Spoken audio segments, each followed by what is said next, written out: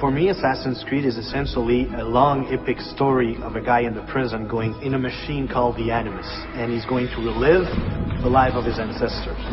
In Assassin's Creed 2, we follow Desmond, who's going to live the life of Ezio Auditore da Firenze. The meaning of Ezio's name, in following with the tradition established by the first Assassin's Creed, is that Ezio means eagle. Eagle, or the flying one. Its origins come from Greece. He's a young noble from Florence at the beginning of the game. He's studying to follow in his father's footsteps. His father, as far as we know, is a banker. As a rich boy in Florence, he doesn't really see the hardships or of, the peasants and other poor people. And it doesn't really affect him either. He's more of a carefree guy. He does what he has to do. He's got lots of money. He's got lots of friends. And in regards to the women, he's very charming. He always says the right thing. The right thing to surprise them, to stand out of the crowd. And that's why they have a really hard time resisting to his charms.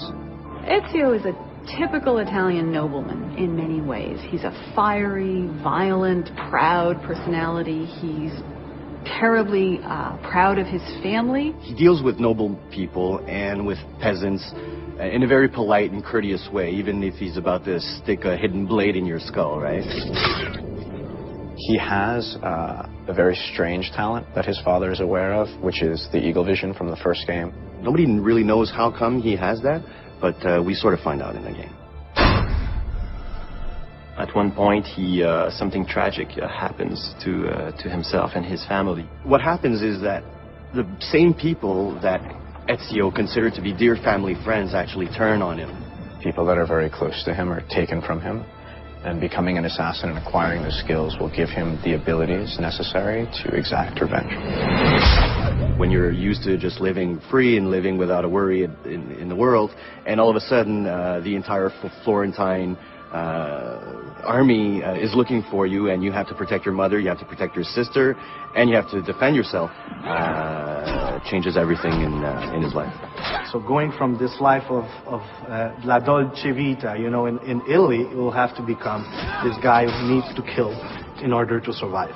We see Ezio progressing very much so throughout the game, physically as well as emotionally and in his personality. As a player, you will go just like the main character, in the same, you'll be at first just like you and I, and then will become this badass main character. Before he just wants vengeance, but later on he wants justice.